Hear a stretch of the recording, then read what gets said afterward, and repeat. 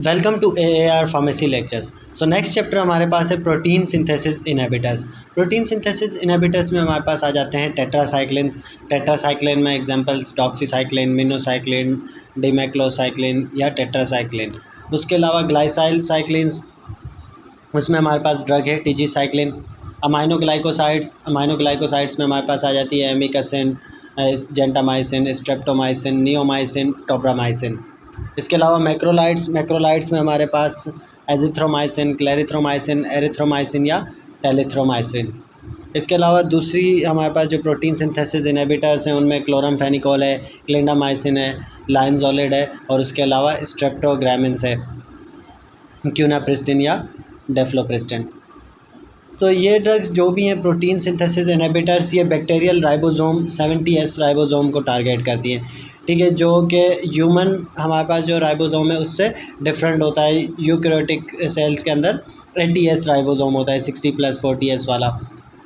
तो ये जब टारगेट करती है तो डिफरेंट स्लाइटली जो है राइबोसोम की नेचर है एज़ कम्पेयर टू ह्यूमन वाले राइबोसोम के। बैक्टीरियल प्रोटीन सिंथेसिस के अगर हम स्टेप्स देखें, जिस तरह से हमने सेल वॉल सिंथेसिस के स्टेप्स देखे थे, तो फिर उन्हीं स्टेप्स पे जाके ड्रग अफेक्ट कर रही थी। तो यहाँ पे प्रोटीन सिंथेसिस के पहले स्टेप्स हम डिस्कस कर लें ताकि ड्रग्स का पता चल सके कि वो कहाँ पे किस तरह काम कर रही है। सबसे पहला स्टेप है बैक्टीरियल प्रोटीन सिंथेसिस के अंदर अनवाइंडिंग ऑफ द DNA। मतलब जो पार्ट DNA का कोड कैरी करता है, जिसमें स्पेसिफिक इंफॉर्मेशन है प्रोटीन बनाने के लिए, वो स्पेसिफिक कोड वाला पार्ट जो है अनवाइंड करेगा, ख़ुद को जो है ओपन करेगा। उसके बाद सेकंड स्टेप होता है ट्रांसक्रिप्शन। ट्रांसक्रिप्शन का मतलब कि इंफॉर्मेशन को लिखना। अब RNA पॉलीमरेज जो है ना, वो एक mRNA स्ट्रैंड बनाएगा, वो जो है ना मिरर कॉपी होगा DNA स्ट्रैंड की। ठीक है, मतलब जो भी बैक्टीरियल DNA था जहाँ पे वो इन्फॉर्मेशन मौजूद थी, उसकी एक मिरर कॉपी mRNA स्ट्रैंड की फॉर्म में बनेगी, जो कि RNA पॉलीमरेज बनाता है। RNA पॉलीमरेज क्या करता है कि वो जो अनवाइंड पार्ट होता है DNA का, उसके ऊपर से स्लाइड करता है और इन्फॉर्मेशन रीड करके उसको कॉपी कर देता है mRNA के अंदर। ठीक है, फिर वो अटैचमेंट होती है mRNA की राइबोसोम के साथ, और वहाँ पे जो है फिर ट्रांसफ़र RNA जो है ना वो रिक्वायर्ड होता है, tRNA जो है ना वो अमाइनो एसिड्स को ट्रांसफ़र करता है और राइबोसोम जो है उनको ऐड करता रहेगा ताकि फिर वो जो है एक पॉलीपेप्टाइड चेन या प्रोटीन बना सके उस इंफॉर्मेशन को रीड करके। ठीक है, तो मतलब ट्रांसफ़र RNA जो है वो अमाइनो एसिड्स को लेकर आता है, जो अमाइनो एसिड या मतलब जो mRNA की इंफॉर्मेशन आ गई है वो उनको लेकर आएगा अमाइनो एसिड्स को, ताकि फिर जो है उस इंफॉर्मेशन को एक पेप्टाइड चेन या प्रोटीन्स के अंदर ट्रांसलेट किया जा सके, उसको जो है नई सिंथेसिस की जाए। तो टेट्रासाइक्लिन सबसे पहले हमारे पास क्लास है। टेट्रासाइक्लिन का अगर हम मैकेनिज़्म देखें, टेट्रासाइक्लिन जो है ना वो बैक्टीरियल प्रोटीन सिंथेसिस इनहिबिट कैसे करते हैं कि वो ट्रांसलेशन स्टेप को इनहिबिट कर देते हैं। ट्रांसलेशन हमारे पास स्टेप था जब mRNA आ रहा था, उसके बाद tRNA जो है वो अमाइनो एसिड्स लेकर आ रहा था इन्फॉर्मेशन के अकॉर्डिंग।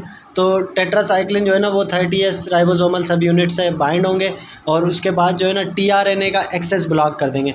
मतलब tRNA अब वहाँ पे आके जो है बाइंड नहीं हो पाएगा। जब tRNA नहीं आएगा तो अमाइनो एसिड्स नहीं आएंगे राइबोसोम तक। जब अमाइनो एसिड नहीं आएंगे राइबोसोम और mRNA कॉम्प्लेक्स के पास, तो वो उस इंफॉर्मेशन के अकॉर्डिंग प्रोटीन की सिंथेसिस नहीं कर पाएगा। टेट्रासाइक्लिन का अगर हम एंटीबैक्टीरियल स्पेक्ट्रम देखें तो टेट्रासाइक्लिन जो है वो ब्रॉड स्पेक्ट्रम बैक्टीरियोस्टैटिक एंटीबायोटिक्स हैं। ये जो है gram positive, gram negative bacteria और दूसरे बैक्टीरियाज़ को कवर कर सकते हैं, मगर इनका जो यूज़ है ना वो बहुत लिमिटेड है, क्योंकि इनमें जो है रेजिस्टेंस डेवलप हो चुकी है बहुत ज़्यादा, तो इसलिए इनका यूज़ जो है बहुत लिमिटेड है। लाइम डिजीज़ के अगेंस्ट अगर हम देखें, लाइम डिजीज़ किसे कहते हैं? ये एक ऐसा इन्फेक्शन है जो बोरेलिया बगडोरफेरी स्पायरोचीट्स कॉज कराते हैं।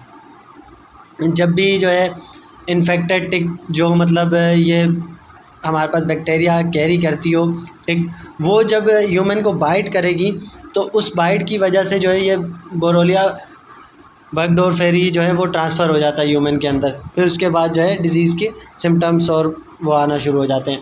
एरिथमा, माइग्रेन स्टार्ट हो जाते हैं 1 वीक के बाद, मतलब जैसे ही उस माइक्रोब ने या टिक ने बाइट किया, टिक ने बाइट करने के बाद माइक्रोब ट्रांसफ़र किया, तो उसके बाद जो है 1 हफ्ते में एरिथमा माइग्रेन होना स्टार्ट हो जाएंगे। अब लाइम डिज़ीज़ की मैनेजमेंट कैसे की जाती है? लाइम डिज़ीज़ के लिए जो है अगर डिज़ीज़ डेवलप होने से पहले मतलब दे दी जाए ड्रग, तो सिर्फ जो है single dose doxycycline 100 mg required होता है। वो जो है डिज़ीज़ की डेवलपमेंट ही नहीं होने देगी अगर 72 आवर्स के अंदर ही दे दी जाए टिक बाइट के।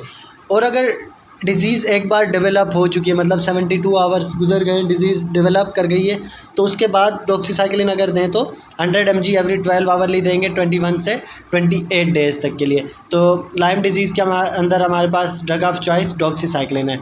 इसके अलावा दूसरा anthrax gram positive bacilli bacillus anthracis की वजह से होती है।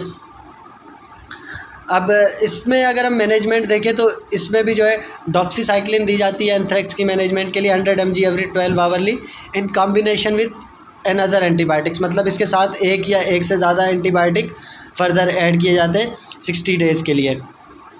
तो एडिशनल एंटीबायोटिक जो ऐड किया जाता है वो जो है कॉमनली सिप्रोफ्लॉक्सिसिन ऐड किया जाता है 500 mg एवरी 12 आवरली, या सिप्रोफ्लॉक्सिसिन के अलावा पेनिसिलिन भी ऐड की जा सकती है। तो ड्रग ऑफ चॉइस अगर हम एंथ्रेक्स के लिए देखें तो ciprofloxacin 500 mg every 12 hourly plus doxycycline 100 mg every 12 hourly, इनका कॉम्बिनेशन दिया जाता है। इसके अलावा हमारे पास रॉकी माउंटेन स्पॉटेड फीवर, ये भी जो है टिक बाइट से ट्रांसमिट होता है। अब इसमें भी drug of choice doxycycline 100 mg every 12 hourly दी जाती है, और ट्रीटमेंट जो है वो तब तक कंटिन्यू की जाएगी जब तक फ़ीवर सबसाइड हो जाता है, उसके 3 दिन बाद तक, मतलब एटलीस्ट जब फ़ीवर सबसाइड कर गया उसके 3 दिन बाद तक जो है ड्रग दी जाए। डॉक्सीसाइक्लिन इसके अलावा भी डिफरेंट कंडीशंस में ड्रग ऑफ चॉइस है, जैसे विब्रियो कॉलरा, जब कॉलरा काज कराता है तो उसमें जो है 300 mg मतलब 3 कैप्सूल्स डॉक्सीसाइक्लिन के एट वंस दिए जाते हैं। इसके अलावा क्लेमाइडिया ट्रैकोमैटिस जो है सेक्सुअली ट्रांसमिटेड डिजीज़ काज करा रहे होते हैं, उसमें भी जो है doxycycline 100 mg every 12 hourly 2 to 3 weeks के लिए दी जाती है। इसके अलावा माइकोप्लाज्मा नमूनिया की कंडीशन में भी जो है doxycycline 100 mg every 12 hourly for 2 to 3 weeks दी जाती है।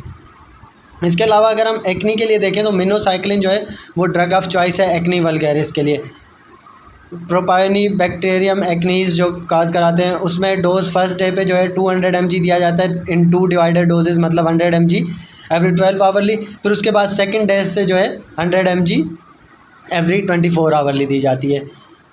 ये ट्रीटमेंट जो है अप टू 6 मंथ भी दी जा सकती है depending on the severity of the infection, मतलब कितने ज़्यादा जो है सीवियरिटी है एक्नीज, कितने ट्रीटमेंट हो गई नहीं, उसकी बेसिस पे जो है ट्रीटमेंट लॉन्ग टर्म पे भी चल सकती है। डॉक्सीसाइक्लिन जो है इसके अलावा बैक्टीरियल वेजिनोसिस में भी दी जाती है, उसमें डोज जो है 200 mg ऑन फर्स्ट डे और उसके बाद फिर जो है 100 mg एवरी 24 आवरली। इसके अलावा ये जो है अच्छी कवरेज प्रोवाइड कर रहा होता है एन एरोबिक बैक्टीरिया के अगेंस्ट भी, इसीलिए डेंटल इन्फेक्शंस में भी दी जा सकती है। टेट्रासाइक्लिन की अगर हम फार्माकोकाइनेटिक्स देखें तो टेट्रासाइक्लिन की एब्जॉर्प्शन जो है ना वो डाईवैलेंट और ट्राईवैलेंट आयंस वो इनहिबिट करते हैं या उसको इफ़ेक्ट कर रहे होते हैं, जैसे कैल्शियम हो गया, मैग्नीशियम हो गया, एल्युमिनियम वगैरह हो गया। तो इसीलिए जो एंट एसिड है या इस तरह की प्रोडक्ट्स जिनके अंदर ऐसे आयंस मौजूद हों उनको जो है अवॉइड किया जाएगा टेट्रासाइक्लिन के साथ 2 घंटे पहले भी और 2 घंटे बाद भी, मतलब टेट्रासाइक्लिन से 2 घंटे पहले और बाद में एटलीस्ट इस तरह की ड्रग या चीज़ें नहीं दी जाए जिनमें कैल्शियम, मैग्नीशियम, एल्युमिनियम वगैरह हो। इसके अलावा ये जो है बॉडी के सब पार्ट्स में अच्छी तरह डिस्ट्रीब्यूट करता है, ब्रेन और उसके अलावा प्लेसेंटा को भी क्रॉस कर सकता है, और प्लेसेंटा को क्रॉस करके ये जो है ना फीटल बोन और टीथ के अंदर जो है कंसंट्रेट हो सकता है। तो टेट्रासाइक्लिन जाके वहाँ पे बच्चों को भी अफेक्ट कर रहा होता है, फीटस को जो है अफेक्ट करता है। इसके अलावा टेट्रासाइक्लिन जो है ना ग्लूकोरोनाइड फॉर्म में जो है सिक्रेट आउट होता है बाइल के अंदर, तो ये जो है एंटायरो हेपेटिक सर्कुलेशन में भी जाता है, उसके बाद फिर जो है ये यूरिन के थ्रू एक्सक्रीट आउट होता है। मतलब पहले ये ग्लूकोरोनाइड कंजुगेशन बनाता है, बाइल के अंदर जाता है, वहाँ से ये एंटायरो हेपेटिक सर्कुलेशन के थ्रू वापस ब्लड में एंटर हो जाता है और फिर वहाँ से जो है यूरिन के थ्रू एक्सक्रीट आउट होता है। एक्सेप्शन है सिर्फ डॉक्सीसाइक्लिन की जो प्रेफरेबली फीसिस के थ्रू एक्सक्रीट आउट होता है बाइल के थ्रू, बाकी और अदर जितनी भी हमारे पास टेट्रासाइक्लिन है वो यूरिन के थ्रू निकल रही होती हैं। टेराटोजेनिसिटी हम किसे कहते हैं कि ये जो है ना बच्चों में डिफेक्ट्स काज करा रहे होते हैं। मतलब ये जो है कंजेनाइटल डिसऑर्डर्स होते हैं, जैसे बोन डिफॉर्मिटीज़ हो गई या किसी और आर्गन में जो है डिफॉर्मिटी काज करा दे ड्रग, वो कहलाती है हमारे पास टेराटोजेनिसिटी।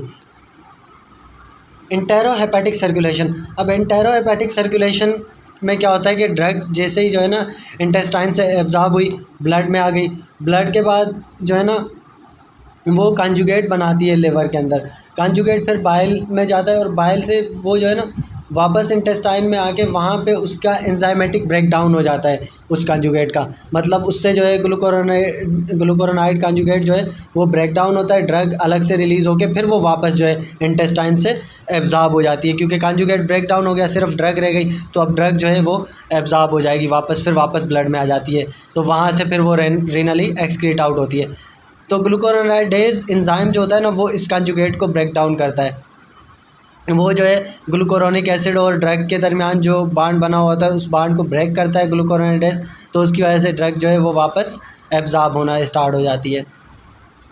सिर्फ ऐसी ड्रग एंटेरोहेपेटिक सर्कुलेशन में जाती है जिनका जो ग्लूकोरोनाइड बॉन्ड है ना वो एक्सपोज्ड हो, मतलब वो बाहर की तरफ अगर हो तभी ग्लूकोरोनाइडेज उस पर अटैक करता है।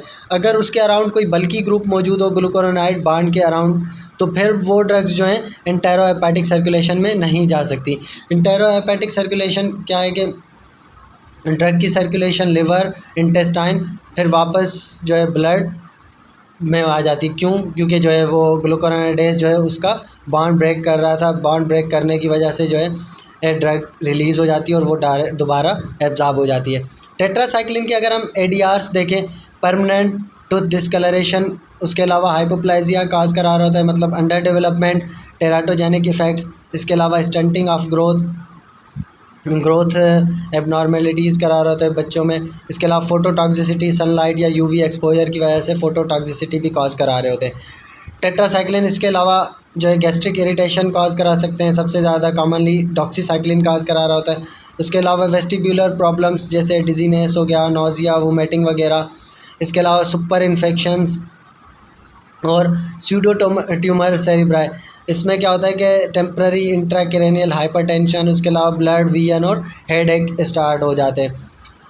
वेस्टिबुलर सिस्टम जो है सीएनएस का ऐसा पार्ट है जो हमें बैलेंस में रखता है, तो उसमें जो है एबनॉर्मेलिटीज़ भी काज करा रहे होते हैं टेट्रासाइक्लिन इसके अलावा ब्लड ब्रेन बैरियर को क्रॉस कर सकती हैं, मगर मेनिंजाइटिस में यूज़ नहीं की जाती क्योंकि बहुत से जो है ऑर्गेनिज़म इनके अगेंस्ट रेजिस्टेंस डेवलप कर चुके हैं। तो हम ट्रायल की बेसिस पे ड्रग्स नहीं दे सकते मेनिंजाइटिस की कंडीशन में, क्योंकि मेनिंजाइटिस जो है वो बहुत ख़तरनाक कंडीशन है, सीवियर इन्फेक्शन है, डायरेक्ट ब्रेन को इफ़ेक्ट किया हुआ है। तो उसमें हम जो है यूज़ नहीं कर रहे होते टेट्रासाइक्लिन, क्योंकि जो है रेजिस्टेंस ऑलरेडी बहुत ज़्यादा इन ड्रग्स के अगेंस्ट आ चुकी है।